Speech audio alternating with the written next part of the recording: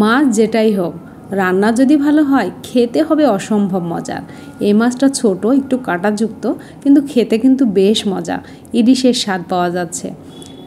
অত দামের ইলিশ কিনে খাওয়া সম্ভব না হলে এরকম ছোট মাছগুলো কিনে ইলিশের স্বাদ নেওয়াই যেতে পারে।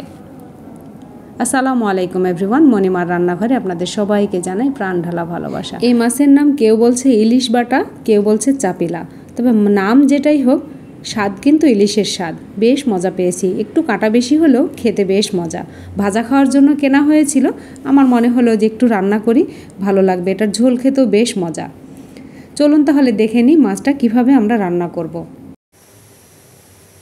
আজকে রান্না করব এই মাছগুলো। ধুয়ে নিয়েছি, অনেক ভালো করে ধুয়ে মাছটা ভিজিয়ে রেখেছিলাম। মাখিয়ে রান্না করব, বা কাটা পেঁয়াজ ব্যবহার করব না, এখানে বাটা পেঁয়াজ দেব।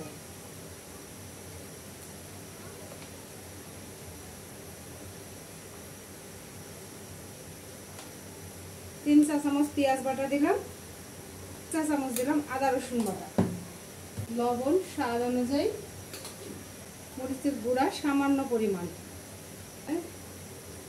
4টা মতন কাঁচামরিচ দিলাম, হলুদ পরিমাণ মতো, কম কোয়ার্টার চা চামচ ধনিয়া গুঁড়া, কোয়ার্টার চা চামচ।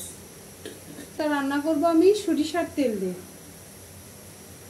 এই খাঁটি সরিষার তেলটা আমার পেজে পাবেন, মণিমার কালেকশন পেজে। যদি এই তেলটা কিনতে চান তাহলে আমার পেজে যেয়ে নক করবেন।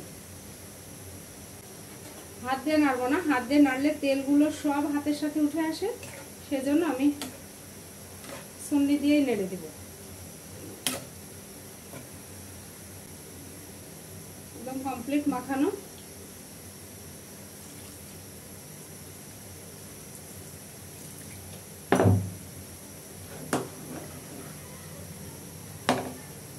মাছ সেদ্ধ হতে বেশি সময় লাগবে না।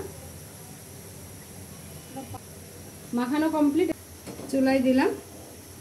ঢাকবো না, ঢাকলে তেলগুলো সব উঠে আসবে, সেজন্য ঢাকনা ছাড়াই রান্না করব।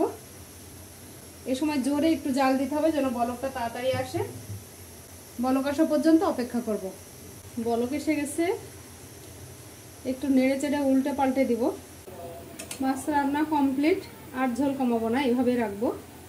ভাজা জিরার গুঁড়া দিলাম সামান্য পরিমাণ।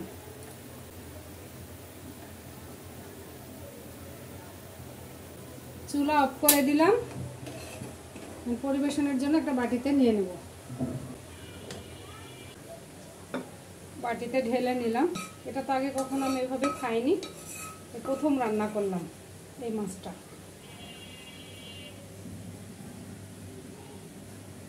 রেসিপি যদি আপনাদের ভালো লেগে থাকে তাহলে ইউটিউব থেকে দেখলে সাবস্ক্রাইব করবেন, বেল আইকন টিপে রাখবেন। ফেসবুক থেকে দেখলে ফলো দিয়ে রাখবেন, তাহলে নতুন রেসিপি আপলোড করার সঙ্গে সঙ্গে আপনারা নোটিফিকেশান পেয়ে যাবেন। লাইক, কমেন্ট, শেয়ার করবেন ফ্রেন্ডস অ্যান্ড ফ্যামিলির মাঝে। যারা নতুন তাদের শিখতে সুবিধা হবে।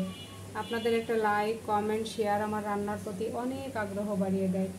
আগামী রেসিপি নিয়ে আসা পর্যন্ত আপনারা নিরাপদ, সুস্থ, সুন্দর থাকবেন। আমাদের জন্য দোয়া করবেন। আল্লাহ হাফেজ।